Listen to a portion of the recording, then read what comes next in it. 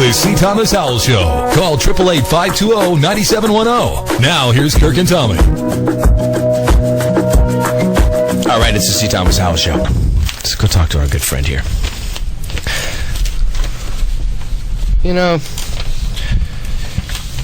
not too many people write their first novel when they're 16, 17 years old.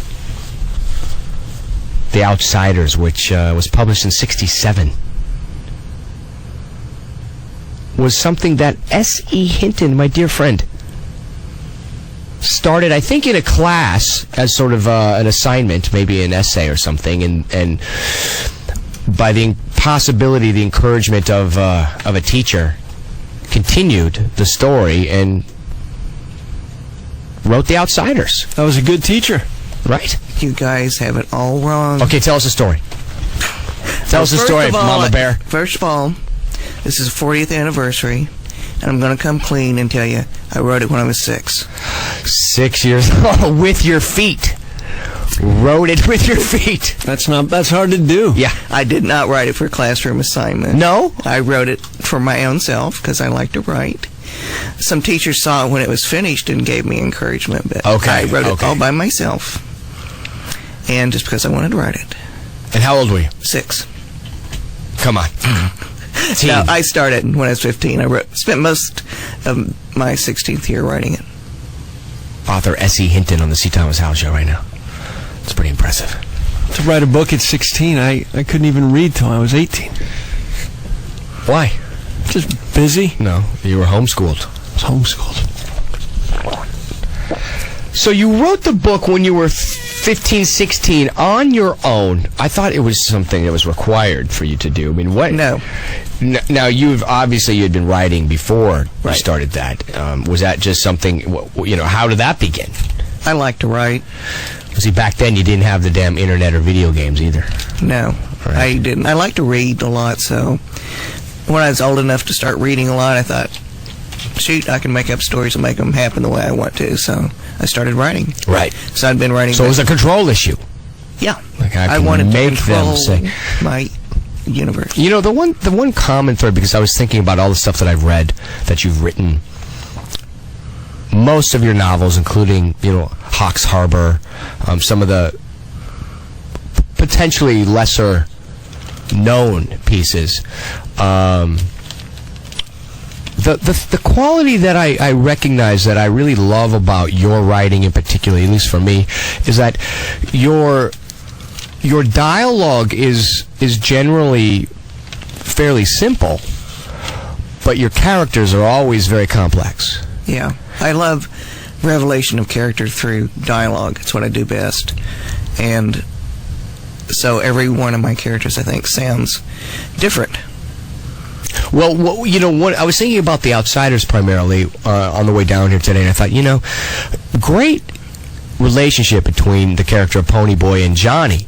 Ponyboy being the one with no parents, wishing he had parents, and Johnny having parents, wishing he didn't have parents, and the two of them struggling within their own plight, becoming best friends. And it's such a universal story that we can all relate to, but it's just so personally painful, for both of them, and that we can relate to as well. And that's what I was thinking. I'm like, what makes Susie different and special? Why do these kids relate?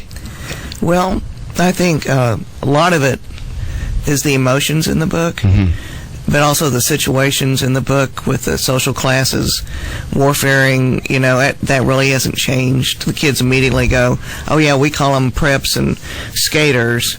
But the smokers and the jocks. Yeah, something like that. They immediately recognize what's going on. They have different names for them, but they know. But also, I guess the universals of, wanting to belong and becoming aware of injustices in the world, because Tommy, it's translated in 29 languages. It's all over the world. Everybody can relate to it. Everybody can relate to it.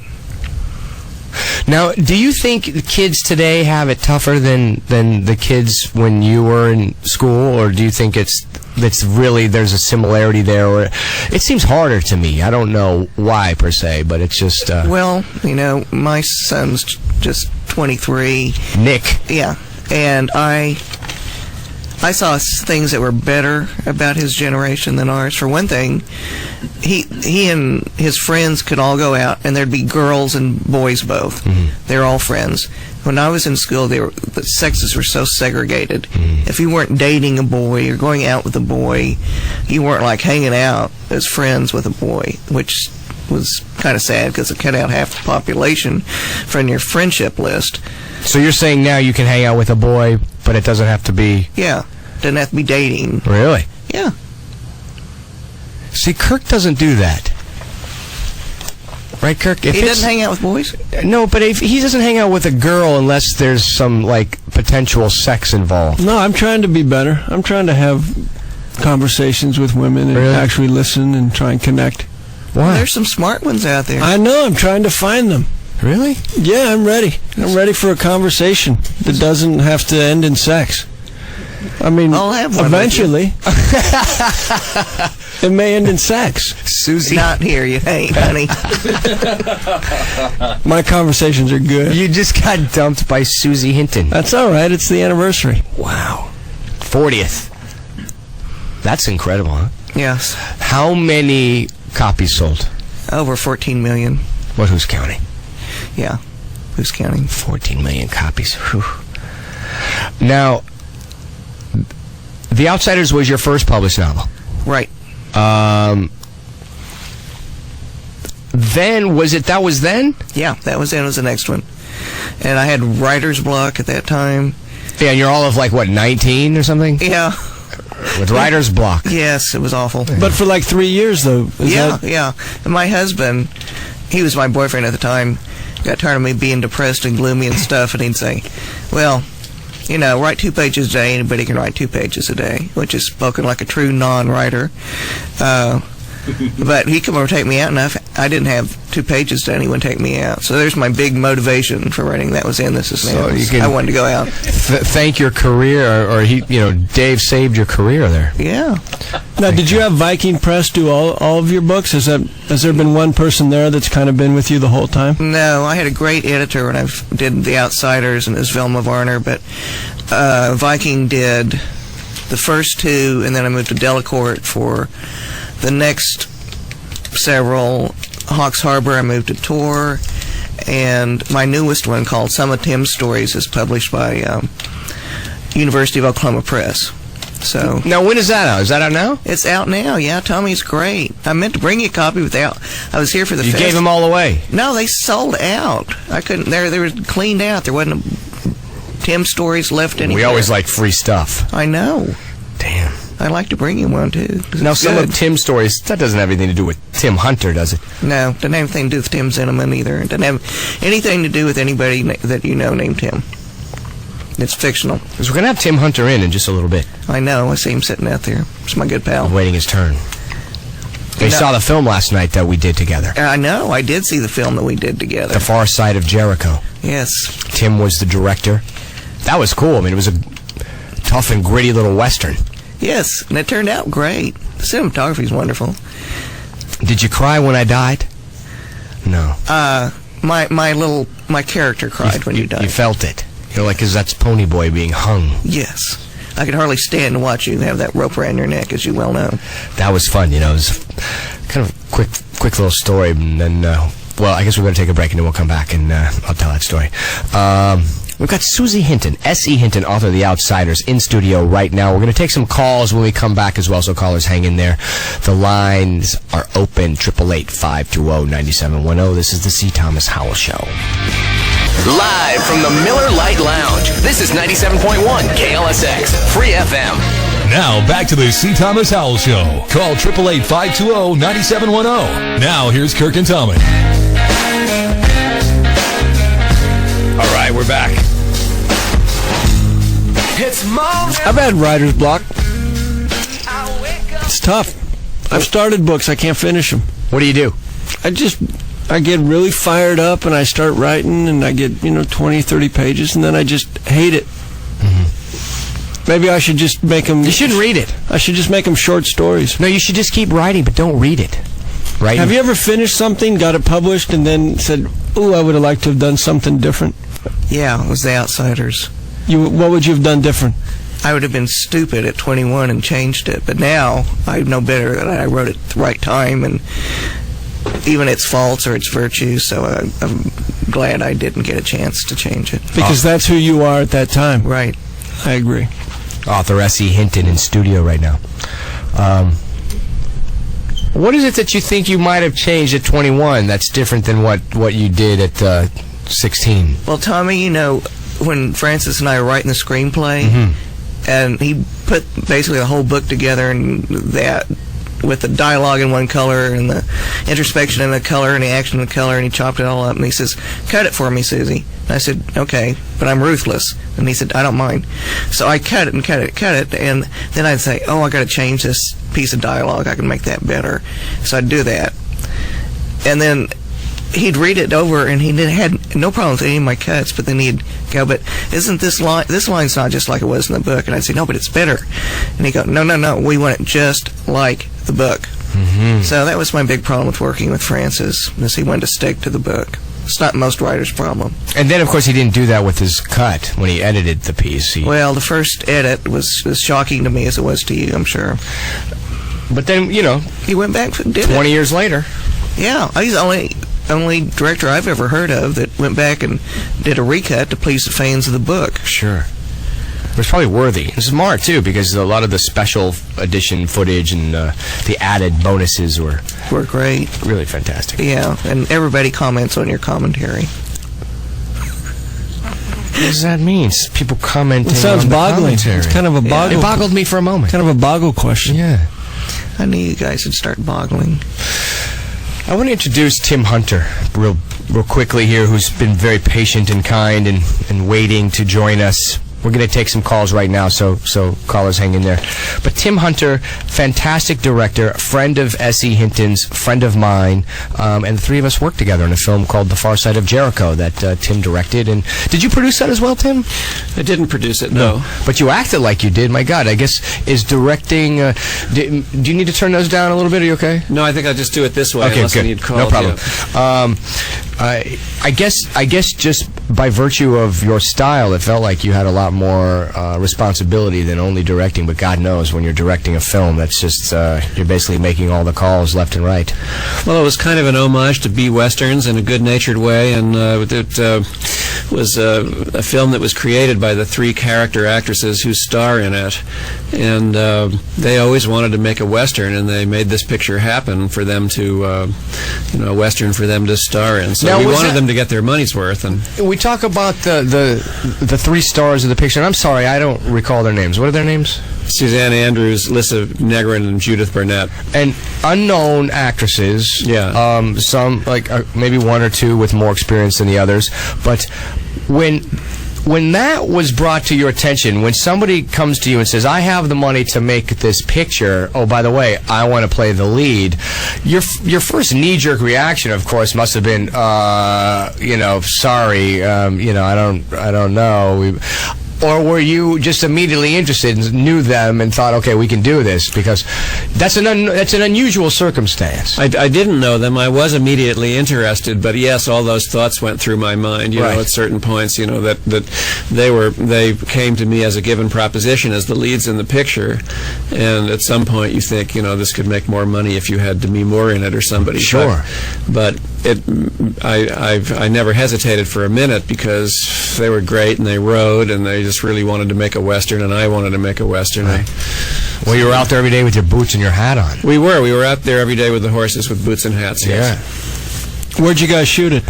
We shot it in New Mexico, based out of Santa Fe, but shooting all over the place, starting north of Albuquerque and working our way up to north of Santa Fe, actually, in numerous terrific locations. Which is never bad, hanging out in New Mexico. Great part. We shot Wyatt Earp there. I was there 3 months. Really? Santa Fe. You probably shot up there on... You're teaching somebody tennis? I may have gotten a part because of a backhand. I'm just clarifying. Some people teach directors tennis. Other people's have roles. You may have had both. I had a little bit of both. Okay. But I was given a real small horse so that I wouldn't fall off it. And I was actually tied to it. How? by my hands and my feet. They wrapped them around. And then did you go slow? They walked me in at a pace they thought was safe. I have a quick story. We'll get back to Susie and the callers right now. But on our film with Tim, there was a bank robbing scene where these three sort of mangy brothers rob a bank and hop on their horses and ride out of town. And of course, it's 6:30, 7 o'clock in the morning, and Tim wants this shot where we come sort of roaring out of the bank, the gun's drawn, a few shots are fired, and we leap on our horses and we go, like bats out of hell riding out of town. Well, of course, that early in the morning, nobody really thought about warming up the horses per se. And we were sort of quick to get the shot, and the wranglers, who are the people that handle all of the livestock, were running a tad late, I recall, and came storming in with these horses and tied them up and said, okay, let's get this first shot. And so the rehearsals, we didn't really want to go running the horses through town. We just sort of, blocked the shot, which means everybody showed the director, and the director explained to the actors where to be standing and shooting the gun and coordinating the shot with the cameraman and whatnot. So we do the first take, and we come rushing out of the bank, guns a-blazing. And I, being somewhat of a horseman, leap on my horse first, and I'm supposed to hold another gentleman's horse while he gets on, fire a couple of shots, and off we go. Well, on the first take, out of nowhere, my horse, while we're running across town, decides to start bucking as hard as it possibly could, bucking like mad. It's awfully hard to look cool when you're riding out of town and your horse is bucking. But somehow I managed.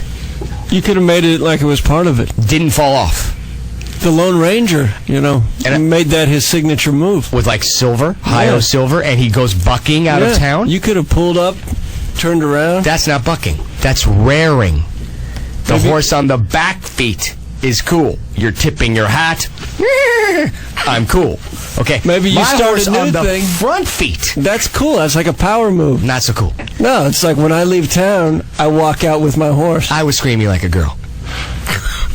Okay, it's tough to look cool screaming like a girl when your horse is bucking as you're riding out of town. It's all in the outfit. We used it, didn't we? I don't know. Was it in? Did it make it in the cut? I don't believe I asked you for another one. No, that was it. It's like, okay, let's go. We got that. Tim, I was screaming like a girl. It was wonderful. You sounded just like a little girl. Checking the gate. That's great. Got to be careful out there. All right, let's go to some calls, Susie. We got some people that here want to talk to you, and perhaps you can direct some of these young girls with some of your knowledge. Let's talk to Allie right now. Allie from Florida. You're on the C.Thomas Howell Show with S.E.Hinton. Hi. Hi. Well, first I got to say that I'm completely obsessed with The Outsiders, and so is my best friend Mac, who's also listening. Hi, Mac. Yeah. But I've read all your books. I just read some of Tim's stories. Hawks Harbor is one of my favorite books, too. Oh, great. But my question is, how do you feel about fan fiction? Fan fiction. I don't mind it at all. Sometimes I read the stories on fan fiction. Oh, wow. I think some of the stories are really good, and the ones that aren't could be improvement, and I'm glad I've created a world that everybody wants to feels comfortable in, and that they kind of want to be in. So I really don't have any problem with fan fiction, because I think a lot of them will go on to write their own stories from there, because writing fan fiction is taking a shortcut, because you don't know. Yeah. You've already know what the situation is, who the people are, and you don't have to explain that in your story. Well, Susie, real quick, for the listeners that don't know what fan fiction is, explain that briefly. That's anybody that wants to write a story like based on The Outsiders, or based on a TV show, or based on a movie. The one I check out is called fanfiction.net, and it has all the categories, and people write their stories and put them up for reviews. and other people can read them and review, and they'll say, "Oh, you didn't stay in character with Pony Boy." Or, That's a big deal. Like, me and my friends, we absolutely despise when people go out of character. Yeah, I don't pass judgment on the fan fiction because it's people practicing.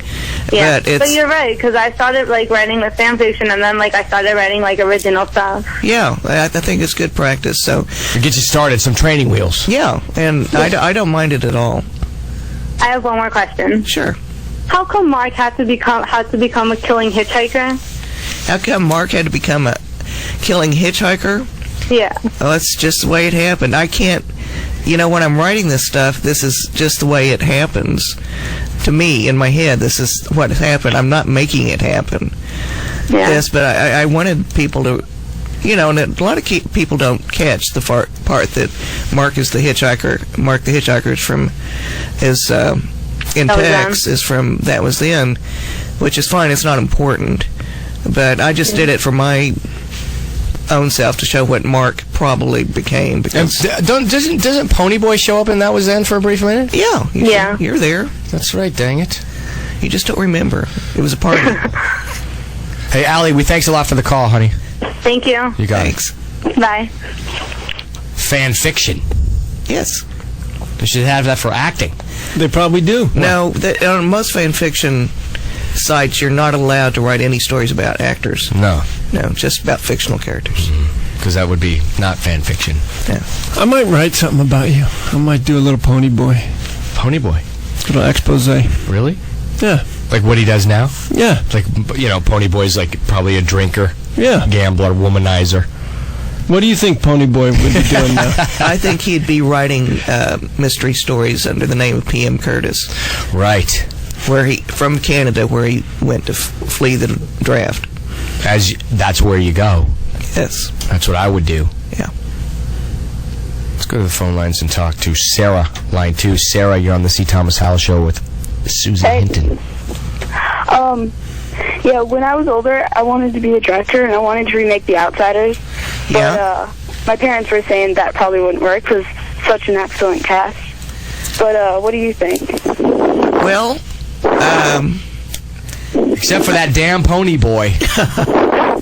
Yeah. Sarah, I don't want to shoot you down or anything, and go if you want to be a director, go for it. But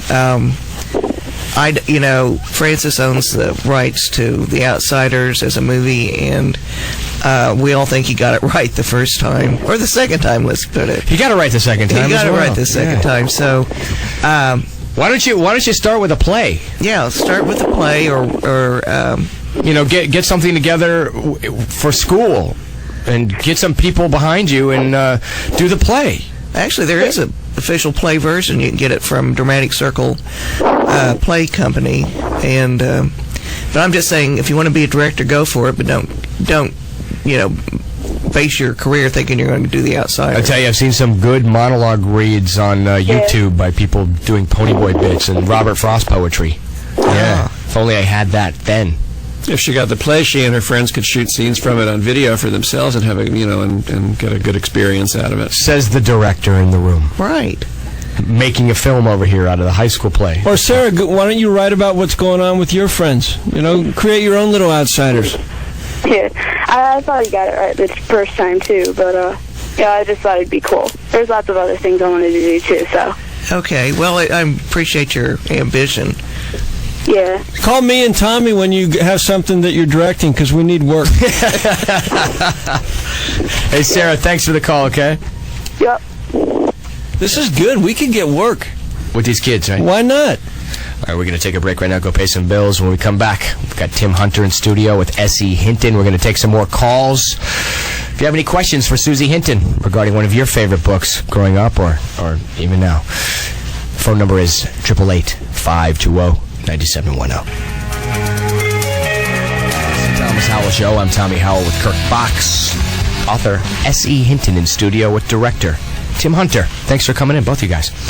Phone lines are open. We're taking calls right now. If you have any questions for Susie about The Outsiders, maybe one of her other novels, give us a call, 888-520-9710. Did you ever read any S.E.Hinton novels as a kid, Kirk? All of them. What was your favorite? I like The Outsiders. Yeah. Was that required for you? Because you were homeschooled. Did your father make you read it? My mom did. Your mom. That was then. This is now. Big fan of that. I'm hip. Oh, great. Now, Appreciate it. You've had 3 films made, 3 novels, or 4? 4. 4. Yeah. Tex, which Tim directed. Right. That was a year or 2 before The Outsiders, wasn't it? Was that in 81 it was or so? a year. Yeah, it was 82? a year before. So as soon as we wrapped up Tex, it was just. Now, Tim, were you a part of that project from the beginning, Tex? Yes, I was. I actually, I can't say that I found Tex, but for me anyway, I found Tex and set it up at Disney. Okay, so you were a part of actually getting the film made, part of that process. Yeah, I mean, I had co-written a teenage rebellion movie called Over the Edge. It was Matt Dillon's first picture. Okay, so you'd co-written Over the Edge, which is a great movie. I love that. And then when we were researching that and talking to real teenagers for that picture, the only writer that these kids read was S.E.Hinton, so I read all of Susie's books also at that point. Okay. And that's when I found Tex. And did you set it up at Disney? Yes, I did. So that's who did Tex? Yes. And then you did Tex actually before River's Edge, even though you had written it. Yes, Tex was before. I did co-write the adaptation of Tex. I didn't write River's Edge, but yes, it was before. It was before River's Edge, and it was a year before The Outsiders, as Susie said. I mean, I figured out once that I had read Tex 5 years before, The Outsiders started getting made. So basically, 5 years knowing about your works got me a 6-month lead time on The Outsiders. And it was the first S.E.Hinton film to go. Tim, I knew you from Falcon Crest. Yes, indeed. Some of the great Falcon Crest. Were you episodes. A fan, Kirk? Yes, I love birds and crests. What did you do on Falcon Crest, which was Just the first? watched it. I was about 4 or 5. Yeah. But it made me, want to have affairs. Wasn't what's her name, Nicolette Sheridan on Falcon's Crest? No? I don't believe so, no. Oh. Anna Alicia was the wonderful Spitfire ingenue on Falcon Crest. What's her name again? Anna Alicia. Do you know that girl, Kirk? I know, I wasn't... Tennis lessons, maybe? Maybe. Right. You still giving tennis lessons to Reese? I gave her 1 lesson, I believe. Okay. And it was years ago. But you can keep bringing that I one won't up. talk about that anymore.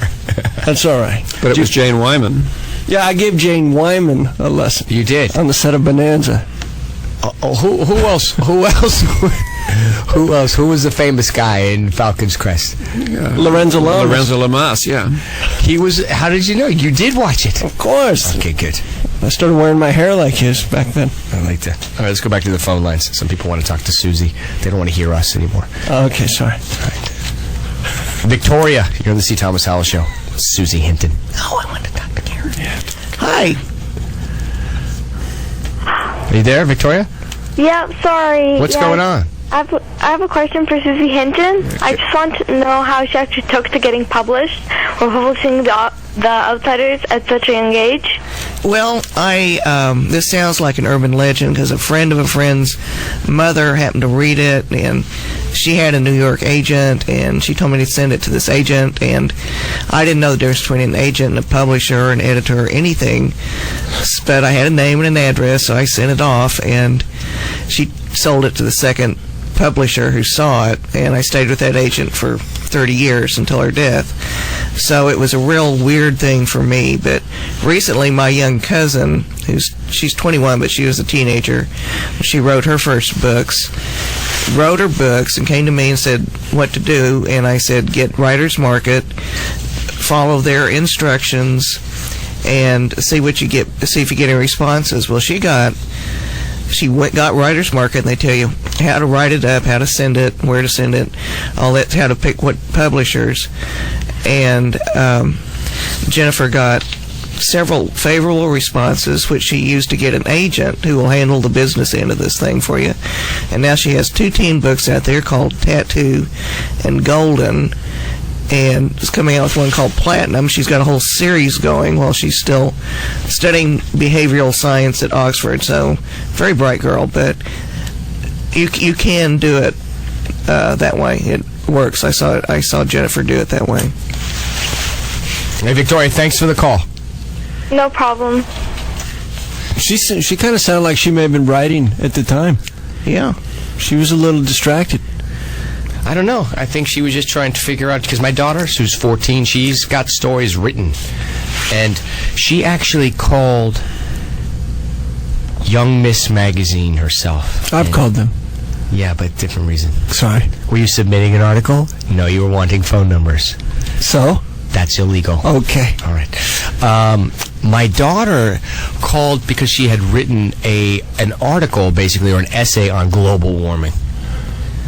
Wow. Something purposeful, Kirk.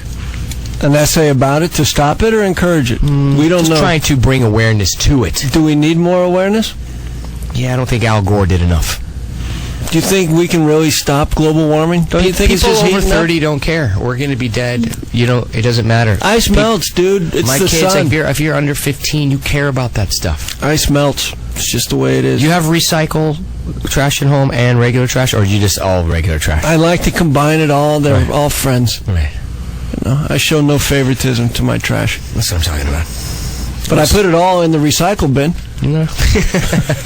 You recycle everything. Yeah. Coffee grinds. Find what you want. Melon rinds. I go by weight. Okay, good to know. I like to. All right, let's go talk to Karen. Susie's friend Karen from Alabama, the co-moderator of the official S.E.Hinton website. Or is it the Outsiders website? It's the Outsiders Book and Movie website. Karen, welcome. Hey, Tommy, how are Karen. you doing? How are you? Hey, Susie. Hi, how are you doing? Oh, I'm doing wonderful. I wanted to shout out to you guys because thank you. Karen and Jen run the Outsiders Book and Movie site, and it's very thorough. They know more about us than we do, and they've got a place for fans to carry on intelligent conversations that don't involve, ooh, he's so hot. So Tommy and I want to thank you for your work on that website, You are Karen. most welcome. Do you realize that we average about 19,000 hits a month? Whoa. Yes, ma'am. It's incredible. It is totally incredible. We have 1 million fans, it seems like, tonight listening in. And you wouldn't believe the excitement this has generated. It's just incredible. But I do have a question for you, Susie, that I want for you to answer, and I want for the fans to hear it from you. Okay. Is the baby Sandy's, Soda Pops? Or No, not? it is not Soda's baby. Because we have that question so many times, at least once a day. Well, I thought Derry answered the question in the book when he said, did? He said, no, Soda wanted to marry her anyway, but it wasn't his. And that's why he's so upset. And, well, we don't know what happened to Sandy, so... Tramp. Tramp, but maybe I not. think she was on Falcon Crest second season. Anyway, Karen, no, Soda was not the father. Okay. Yes, Sandy was pregnant. Okay. Well, I guess that pretty much answers that question because, like I said, we have so many kids that, ask that, daily. And, Karen, give out the website address. It's www.theoutsidersbookandmovie.com. I haven't even checked that one out. Oh, Tommy, it's amazing. Tommy, I'm very disappointed you haven't checked us out. I'm going to have to go. They have whole sections on each of the actors, and people write in about you. And you know what? I feel terrible because, I have a website too, and the lady that helps me out just wishes I was more involved. I guess I'm going to have to get more. I have a website. I have 19 hits a month also. They're mine, but I'm going on my they own. have 19,000 hits a month. Of separate people or just Yes. Karen hitting? No, separate people. Separate people. Maybe there should be a link to our radio show. No. Okay, I'm just Only looking out when for we you. have Susie on. All right, I'm The just... way Karen. So, Karen, did I hear you right? The fact that we were doing the show tonight, that created some interest for some of the fans out there? It most certainly did. I've had several requests. Could you please record the show so that we can get it? You know what's interesting is we've got a lot of questions from all over the place tonight, and a lot of the places we stream online, but we certainly don't have any affiliates out there, and it's been interesting to see people calling from all over the globe here. Yes, we have. Susie has fans everywhere. Everywhere that you can imagine, we get email from them asking questions. It's incredible. well, thank you, Karen.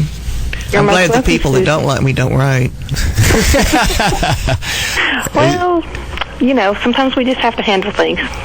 Hey, Karen, keep up the good work back there. Okay. Oh, Tommy, I have a congratulations for you. I saw on your website where you did some work for the American Cancer Society. Yeah. And as a cancer survivor, I want to say a huge thank you. Thank you, sweetheart. We appreciate it. We try to do everything we can here. Okay. Well, thank you, and you guys have a great evening. Okay, you too now. All right. Bye-bye. See, it matters. A little charitable work once in a while. No, that's good. You do a lot. I actually had my first cigarette the other night, so we're kind of similar. You're going the other way? I'm just trying. You want cancer? Just want to see what it's about. Right. I don't know if I want it. Just want the taste. Let's go talk to Mac from Texas. Mac, you're on the C.Thomas Howell Show. What's going on? Not much. My friend Allie, she called earlier. Okay. And I have a question for Miss Hinton that she didn't ask. Okay, let's hear it. There's this TV series. It's like only 13 episodes long, The Outsiders. What do you think of it? Or have you seen it? Yeah, I've seen it. I was sort of a consultant, but it turned out to be a take the money and keep your mouth shut kind of deal. There are some good things about it, but I was fairly disappointed in it, actually. A couple of those kids are dead now. Yeah, several, really? like 3 of them. I know Pete Pruitt's passed away. And Rodney Harvey, he's no longer with us. And the girl had what cancer. Did they play? Did she really? She passed away of cancer? Yeah. What was that, Mac? What characters did they play? Rodney Harvey played Soda Pop. Right. And Pete Pruitt may have played 2-Bit. And I think it was Steve. Oh, did he play Steve? Yeah, you're right. I think he played Steve, yeah. David Arquette played 2-Bit. There you go. And I've forgotten the girl's name, but she played Cherry. And she passed away as well? Yeah. Oh, that's terrible. Yeah, it's like the curse of the Outsiders series. It's like Superman. Well, me and Allie, we ordered the DVD series, but we were going to get your opinion on it now. Okay. Well, I think you enjoy watching it. It's just that I was a little disappointed in it. Yeah, well, I'm pretty sure we'll be disappointed in it too. Okay. You don't know. You might be surprised. Maybe. You might just be surprised and be sad that they're all dying. Oh, she's begging me to tell you that her name's not Allie, it's Ale. Ale. All right. Okay, good, because that was going to bother me all night. I was confused. The spelling. Hey, Mac, thanks for the call, okay? Okay, thank you. You got it. Bye. You got a lot of... it's funny because I actually have a lot of younger fans because of The Outsiders and get a lot of email from 13, 14-year-old people and actually enjoy speaking at 7th and 8th grades. Yeah. And do that a lot, actually. Oh, cool. Maybe we can do one together sometime. We should. We should. It's... Like you said, it's amazing. It's been 20-some-odd years for me. It's been 40 for you. But the 25 years for me being involved with the material... There's, like you said, there has been such a link to everybody who has a moment or an experience. It's like when you go through a musical phase where you might grip onto, you discover the Doors or Led Zeppelin for the first time in your life, and you hold on to that for a year. The same thing goes on with these kids. The questions that they ask are really incredible, and I think largely, like you said, due to the social structure that's in the book, it's so evident and clear and difficult for the kids to deal with today, Yeah. Have you ever tried to write a screenplay before a book? Yeah. I've got 2 unproduced screenplays. Tommy Blood swears Trail. he read one of them. Blood Trail. It's a good one. I want to see it as a movie. Why don't we do it with Tim? Well, we're going to do it with Tim if we can ever get some producers. Oh, money, that's easy. Is it? 888-520-9710. If you have some spare cash if you for a want to film. produce an S.E.Hinton screenplay. Starring Tommy and Kirk and directed by Tim Hunter from Falcon Crest. And we'll take checks. We'll take River's checks. Edge. We've just financed the film. So what are the problems you have, Susie? We'll fix them right here on the line. Oh, here's a 12-year-old with $60 that would like to produce our film. We'll take it. We'll take it. Actually, I'm pretty problem-free, Tommy. Thanks. Yeah, that's good. Yeah. It's because you've got hit books since you were 16. Yeah, but I've got a good family life, too. I got a great husband. I got a great kid. Got a great kid's girlfriend. Wow. Have a nice cat. I mean, what else can I ask for? You had me at the kid's girlfriend, lost me with the cat. Yeah. I'm a dog guy. Okay. Fan of the puppy sister. Let's go talk to Corey in Ohio. Corey, you're on the C.Thomas Howell Show with C.Hinton. Hi. What's going on? Nothing. Just sitting here listening to you guys. Excellent. We appreciate the call. I was wondering, since Matt Dillon starred in 3 of these movies based off the books you wrote, do you still keep in contact with him? Oh, yeah. I write Matt emails, and he means to answer them. Answer them. No, I see Matt once in a very great while when I go to New York. He lives in New York. If he's in New York and not off on location. And once in a great while, he will answer an email for me. So once in a great while. I'm sure he comes by every time he's in Tulsa. Oh, yeah. Every time he's in Tulsa, he stops in. And every once in a while, he thinks, oh, damn, I need to write Susie an email. You guys are probably going to have to do another project together. You've done 3, so... Yeah, I think so. Oh, well, of course, I wouldn't mind. Matt's a great actor. I know a bunch of people who would just absolutely love you to work with him again.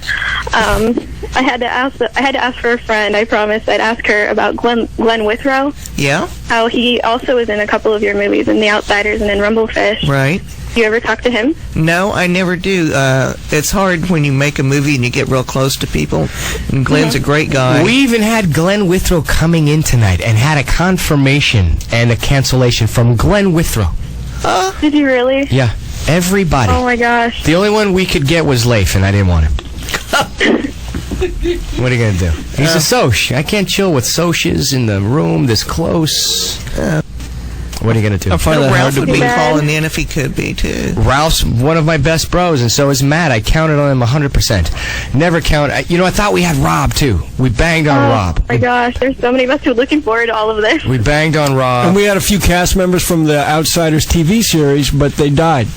So they're not going to be here. Yeah. Oh, that's too bad. That was rough. It was tough. They were on their way. I was looking forward to talking to him, too. We're not going to quit, though. Susie, we're not going to quit. We'll put it together. It's just, Corey, we actually had the anniversary. Was it the 20th anniversary we did up at Francis? Yeah, of the movies. Of the film.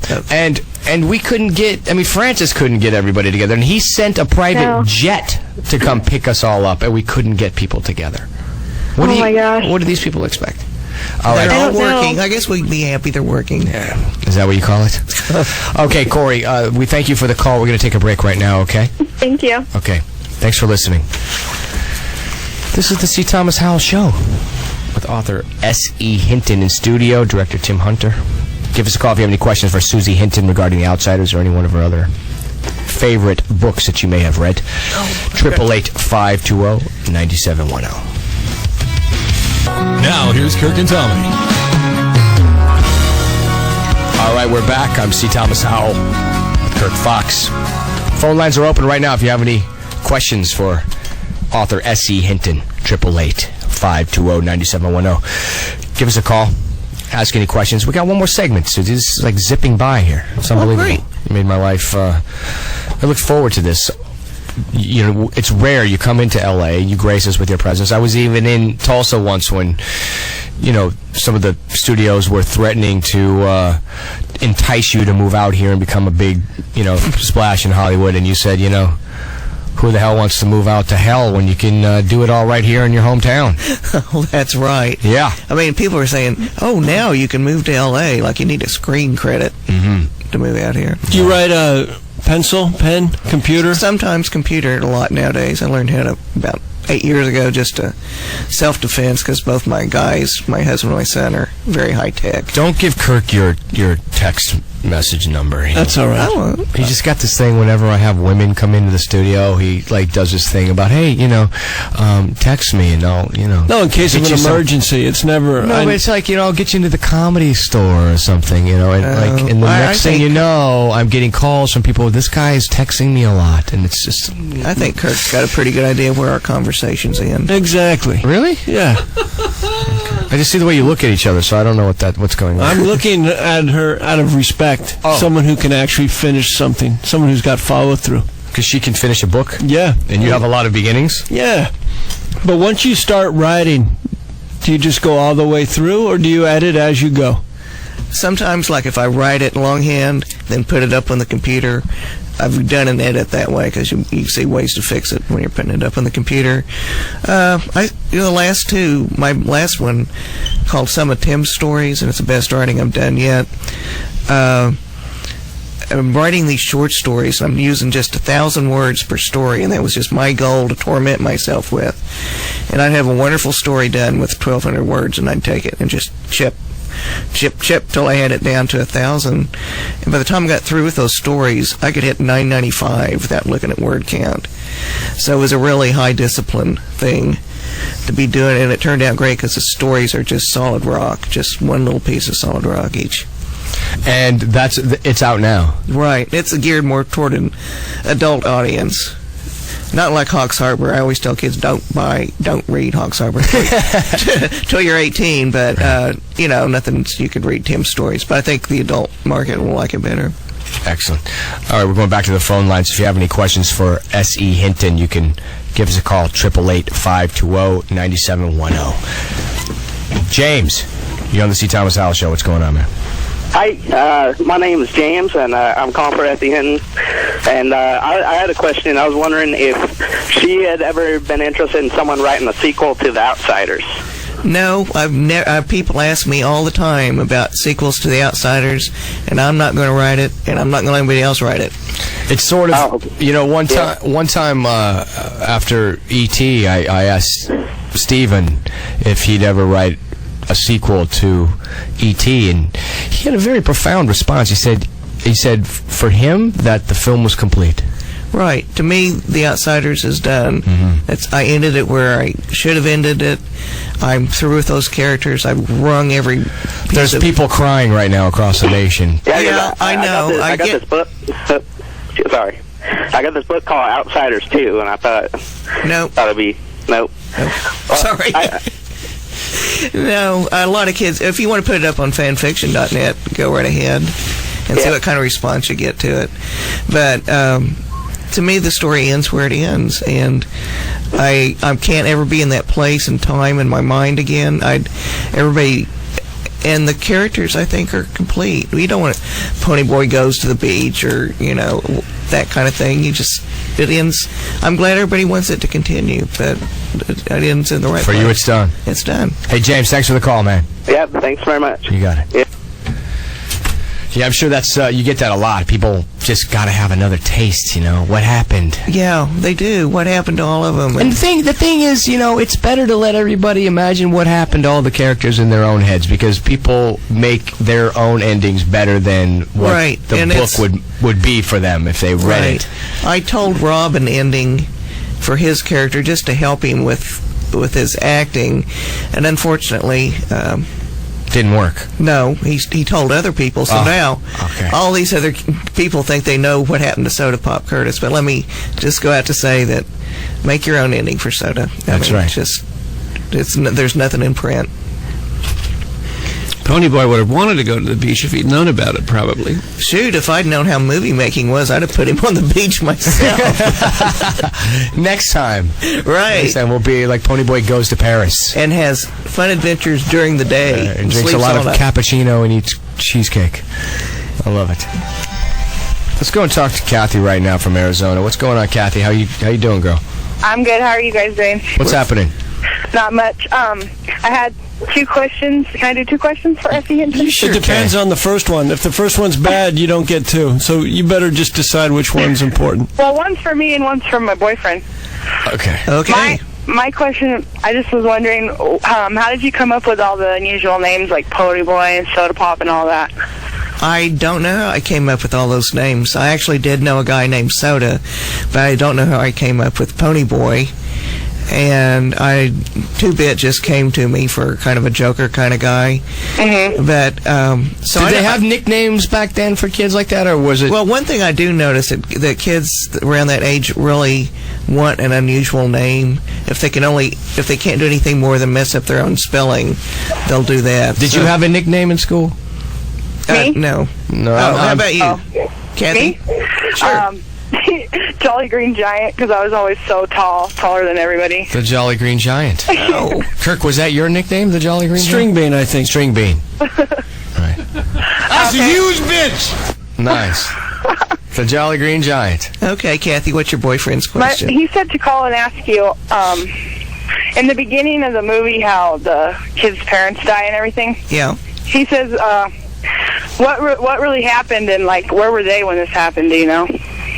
I don't know why he should ask that, but what would have happened? Say that again. Like what really had happened to their parents, and where was Ponyboy and all them? They were hit by a train. Yeah, the parents were hit. It was a car accident in the book, and Francis had it dramatically being hit by a train. But the kids were home, I guess. Was that footage shot by Francis? That train wreck footage, or was that like pre-existing footage that he bought? No, I think it was either it was Francis or Second Unit doing that. Because they mangled that car. Yeah, it was pretty mangled. But the kids and the people. I mean, you'd think that the people like in the train would have a problem with it, but they just ran over that thing. Well, it's a hard thing to stop a train. Probably. Right. Try it sometime. No, thank you. I have kids. Hey, Kathy, girl, thanks for the call. Okay. Yep. Talk to you guys next week. Talk to you later now. It's our weekly caller, Kathy. All right. You play any poker? David does. David plays poker? Oh, yeah. He's good, too. We're going to take a break right now and go to my golden moment. My buddy Jamie Gold, World Series of Poker champion last year, won $12 million. Oh, I hope David's listening. And now, live from Los Angeles, it's the C.Thomas Howell Show. The phone lines are open at 888-520-9710. Now, along with Kurt Fox, here's Tommy. All right, we're back. I'm Tommy Howell. My partner, Kurt Fox. Author S.E.Hinton joins us in studio, along with director Tim Hunter. We got a couple more calls. Susie, before you step out, first of all, thank you so much for coming in. Oh, well, thanks, Tommy. I enjoyed it. I was looking forward to seeing you again, of course. You're the Greaser Den mother for life. I know. We love you so much. Well, I loved you guys. And you always said you'd come into the studio when you were in L.A. Now you've done it. And right. Regrettably, I was unable to have any of our cohorts join us, but they all sent their regards and best wishes and apologies, to which I told them all to screw themselves. Because I didn't accept it. I didn't accept it. Well, good for you, Tommy. Apologies, but I can't say that because I love them all. That's all right. Let's just go and talk to Diane right now from St. Louis, who's listening. Diane, you're on with S.E.Hinton. Hi. Hi. How you guys doing? We're doing well. That's great.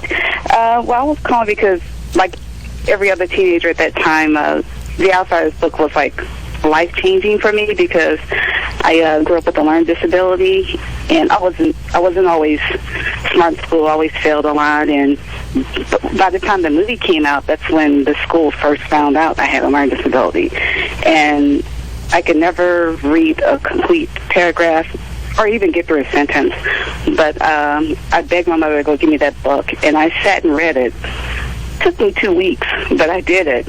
And after that, I just got engrossed with all the other books that you wrote, and was just really more interested in reading, and had a lot of fun doing it. So it was life-changing for me. Well, thanks, Diane. It really makes me happy when I hear, people had a hard time reading, or they didn't like to read, or something, and then by reading The Outsiders, it kind of opened that door for them, because reading has been a huge part of my life, and it should be a huge part of everyone's life, and it connects you to so many things that Susie, I'm really privileged to have helped people that way. I can't tell you how many times a week I hear that The Outsiders is somebody's favorite book, and they love your work. And I mean, I'm seriously, every week I hear it, and I'm not even sure if you realize how many people are affected. And when you hear a story like Diane's, who's somebody talks about a disability, a learning, a struggle to learn to read,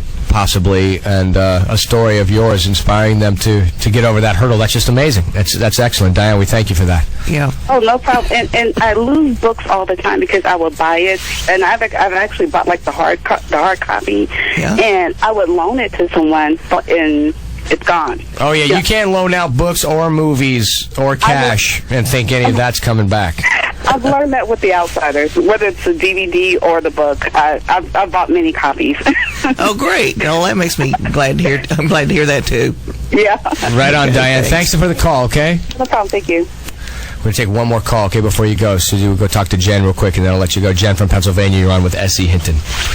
Hi. Hi. Hi. I can't hear you guys over here on the East Coast, so You're streaming on the computer? Well, I can try to do that, but Or you're just not listening to us. No, you're just on the phone listening. I am now. Yes, Good. I was, but I live out in the country, so we don't have high-speed internet yet. All right. Well, what's your question? Well, I just one question was already asked, I guess, and they told me the answer to that, and I'll hear it tomorrow after I spend 2 hours trying to download the show on my dial-up internet. But I wanted to tell Ms. Hinton that, of course, as she's heard a million times, I absolutely loved her books. But back when I was 13 and read it all those years ago, she actually inspired me to write a book at that age, at 13. And I never had it published. It was like 50-some pages long, but it's all typed out. My dad had it all typed up for me. Oh, great! I love that. Writing can be a lot of fun, and don't even worry about getting published. I think just writing it for yourself can be kind of liberating. That's like Kirk's work. You don't worry about getting paid or something. No, I like to just start them. Right on. Hey, Jen, we got to go because we're going to say goodbye to Susie right now. But thank you so much for the call. Okay. Okay. Thank you. I appreciate that. Susie, huge greaser hug for you, okay? Okay, Tommy. And Tim, you're going to take her home for us? Yes, I shall. You're a good man. Before you go, you just... What's the project you're working on now, just so we can talk about that, and the film Jericho, when the film that we did with Susie, when that might be available to be seen? But the Western, our little Western, The Far Side of Jericho, you can see it for 4 more nights at the Egyptian. Okay, so... on Hollywood Boulevard, and then it's coming out on DVD August 21st. I can go check it out at the Egyptian. 4 more nights. Oh, that's good news. I'm going to go do it. Okay, is it one time per night? Yeah, it's like 7:30 or 8 o'clock. Okay. For the next 4 nights. I'm going to go do that. Well, thank you, sir, for coming in tonight, okay? And Susie, big kiss to you, okay? All right. I'll be in touch soon, okay? All righty. Thank you now. Thanks. Sure. Bye. See ya. You're the man for putting that together. Absolutely. I wish we could have done better. Kirky.